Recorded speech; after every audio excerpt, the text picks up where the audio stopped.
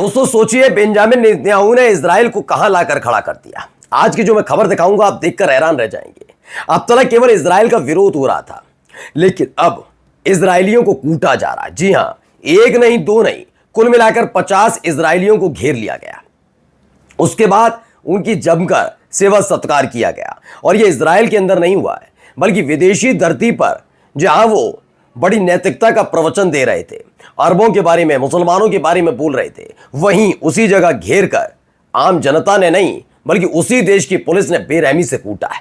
उसकी एक एक वीडियो आपको दिखाऊंगा कि कैसे बड़े तुर्रम खां बन रहे थे इजरायली, अरबों के बारे में, मुसलमानों के बारे में गंदगी उगल रहे थे, वहीं उसी जगह उनका पूरा हिसाब किताब कर दिया। तो साथ ही आपको दिखाऊंगा ईरान ने रचा एक इतिहास, और थाईलैंड और कंबोडिया का संघर्ष कहां तक पहुंचा।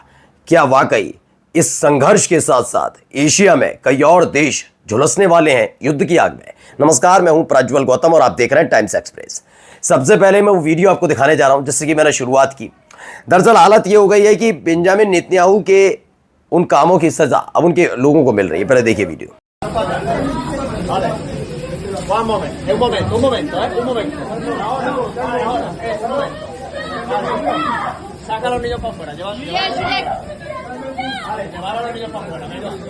दरअसल ये तस्वीर, ये वीडियो निकल कर आई है स्पेन से।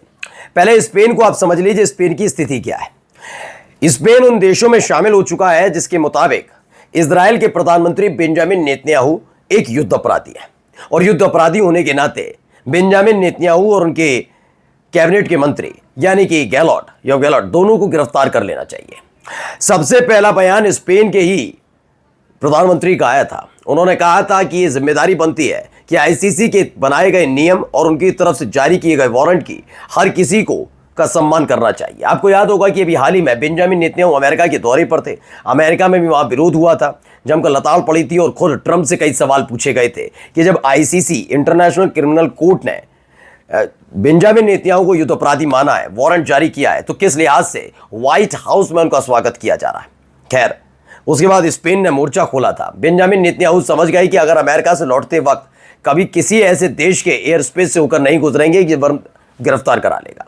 स्पेन के बाद अब कई ऐसे देश हैं जो सीधे सीधे बेंजामिन नेतन्याहू को युद्ध अपराधी मान रहे हैं। इससे पहले वाली खबर मैंने आपको दिखाई दिया कि फ्रांस ने तो कह ही दिया कि वो फिलिस्तीन को राष्ट्र की मान्यता देने जा रहा है, नहीं देश मानने जा रहा है। अब इन सब के बीच उसी स्पेन में क्या हुआ, 50 इजरायली छात्र एक स्टडी टूर पर गए, स्पेन गए हुए थे।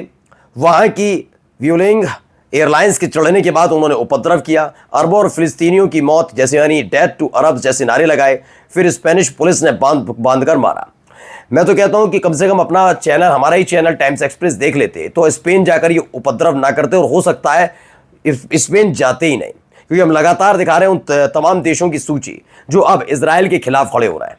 उसमें से एक नाम स्पेन का भी है। स्पेन अब खुलकर विरोध करने लगी। सोचिए कौन से देश हैं, कैसे देश हैं। ये वो देश हैं जो लगातार अमेरिका की बात मानते थे, लेकिन हालात क्या है कि स्पेन के अंदर अब जनता नाराज है। स्पेन, ग्रीस, नॉर्वे, फ्रांस भी इसमें शामिल हो गया है, यूरोपीय यूनियन, ब्रिटेन का नंबर आएगा नहीं आएगा, क्योंकि ब्रिटेन की जनता भी मांग कर रही है कि जैसे फ्रांस ने फिलिस्तीन को देश का दर्जा देने के, देश की मान्यता देने के लिए, मान्यता पहचान देने के लिए आगे कदम बढ़ा, वैसे ही ब्रिटेन को भी आगे आना चाहिए। मानेंगे नहीं मानेंगे वो बात अलग है, लेकिन ये देश लगातार अमेरिका की छत्रछाया से बाहर निकलकर अब इजराइल के खिलाफ मोर्चा खोल रहा है। और उसी देश गलती से चले गए ये स्पेन के लोग। अरे चले गए तो चले गए, वहां जाकर तमाशा नहीं करना चाहिए, तो उपद्रव कर रहे थे, नारेबाजी कर रहे थे, कूट दिए गए। चलिए अगली खबर देखिए। ईरान नाहिद 2 सैटेलाइट है, built by local experts, is set to launch soon in the coming hours aboard a Russian Soyuz rocket to boost satellite based communication। दरअसल ये लॉन्च हो चुकी है, उसके बाद की तस्वीरें भी आपको हम अगले वीडियो में दिखाएंगे, लेकिन फिलहाल ये पूरा का पूरा जो ये सैटेलाइट बना है ये काफ़ी महत्वपूर्ण होने जा रहा है, और इसने खास तौर पर इजराइल को झटका दिया। मैं अमेरिका का जिक्र नहीं, मैं लेकिन ईरान के मुकाबले अगर मैं कहूँगा तो इजराइल के लिए भी एक झटका है, अमेरिका के लिए भी है। कैसे मैं समझाता हूँ। पहली बात तो ये समझिए, ये पूरी तरह से स्वदेशी है, ईरान का बना हुआ है, कल पुर्जे से लेकर तमाम चीज़ें। लेकिन रशिया का, रूस का जो सैटेलाइट लॉन्चर है, उस लॉन्चर से इसे लॉन्च किया गया है। नाम है इसका नाहिद 2। इसका काम क्या है, इसे लॉन्च कर दिया गया है, और कहा जा रहा है कि भाई ये सफलतापूर्वक न केवल लॉन्च हुआ बल्कि स्थापित होने जा रहा है। अब ये कैसे ईरान की कम्युनिकेशन सैटेलाइट जो कम्युनिकेशन है उसको, उसमें मददगार साबित होगा। कम्युनिकेशन से काफ़ी चीज़ें मिडिल ईस्ट के अंदर ईरान के साथ बढ़ जाएंगी। दरअसल अब तलक ये माना जाता रहा टेक्नोलॉजी के मामले में इजराइल ईरान के मुकाबले अव्वल है। तो कितना अव्वल है इजराइल, ये तो इसी बार पता लग गया जब ईरान और इजराइल के बीच संघर्ष हुआ था।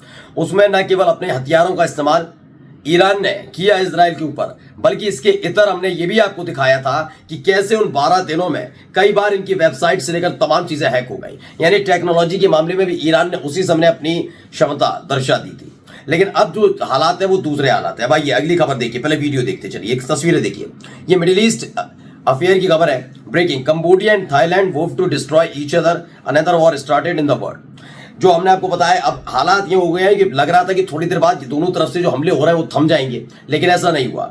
कंबोडिया और थाईलैंड दोनों एक दूसरे को बर्बाद करने, तबाह करने की कसम खा चुके हैं। एक दूसरा वॉर अब वर्ल्ड में शुरू हो चुका है, यानी कि संसार में, दुनिया में दूसरा वॉर शुरू हो चुका है। एक और खबर निकल कर आई है, देखिए ये वीडियो निकल कर आई कैसे कंबोडिया की तरफ से हमले हो रहे हैं।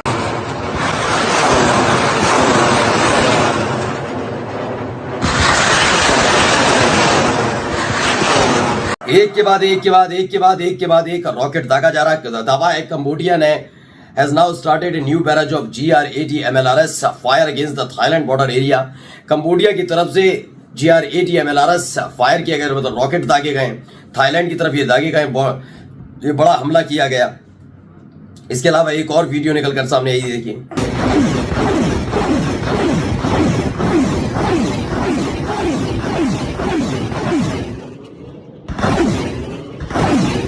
दरअसल थाईलैंड और जो कंबोडिया दोनों बौद्ध देश हैं। दरअसल एक वहां पर शिव जी का प्राचीन, बेहद प्राचीन 9वीं शताब्दी का एक मंदिर है जो बहुत बहुत वृहद है, बहुत बड़ा है। तो वो हेरिटेज के तौर पर भी माना जाता है। जब ये पूरा मसला यूएन में गया था तो उस समय कंबोडिया को यूएन ने दिया था कि इस पर आपका अधिकार है, लेकिन कभी से थाईलैंड ने माना ही नहीं। थाईलैंड लगातार इस पर विरोध जताता रहा और आपत्ति जताता रहा।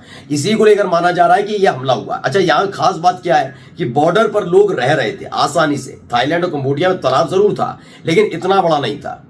तो यहां पर लोग रह रहे थे। अब खुद सोचिए, बिल्कुल ये बॉर्डर वाला इलाका है, बिल्कुल बॉर्डर वाला। वहीं पर रोड जा रही है और एक वैन खड़ी नजर आती है आपको। वहीं से कोने में खेत में खड़े करके इस रॉकेट लॉन्चर से एक के बाद एक दागी गई है मिसाइल है। और यही देखिए, पता कंबोडिया ने एक बार फिर थाईलैंड के सिसाकेंद प्रांत पर BM-21 रॉकेट दागे। अब तक 20 से ज्यादा थाई नागरिकों की मौत हो चुकी है। युद्ध में अब तक आम नागरिकों की संख्या लगातार मरने वालों की बढ़ती जा रही है। वहीं खबर निकल कर आई, F-16 फाइटर जेट्स और टैंक्स का इस्तेमाल शुरू कर दिया है, डिप्लॉय किए हैं थाईलैंड ने कंबोडिया से लगे बॉर्डर के पास। यानी ये युद्ध बड़ा होता जा रहा है। एक और वीडियो निकल कर आई, वीडियो भी देखिए। हाँ तो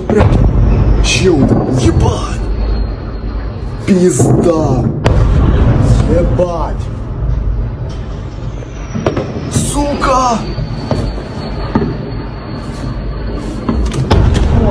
ебанутый нахуй, пиз। तो खबर आई थाईलैंड ने कंबोडिया पर अब एयर स्ट्राइक की। एक तरफ कंबोडिया ने किया और दूसरी तरफ फिर थाईलैंड ने किया। रॉयल थाई एयरफोर्स ने किए जबरदस्त हवाई हमले। कंबोडिया की 2 सैन्य चौकियां तबाह कर दी। ब्रिगेड मुख्यालय भी हमले में ध्वस्त हो गया। सीमा तनाव अब खुली जंग में तब्दील हो गया, ऐसा दावा किया जा रहा है। और जाते जाते एक और वीडियो आप देखिए, कितना जबरदस्त वीडियो, ये भी कंबोडिया से निकल रहा है।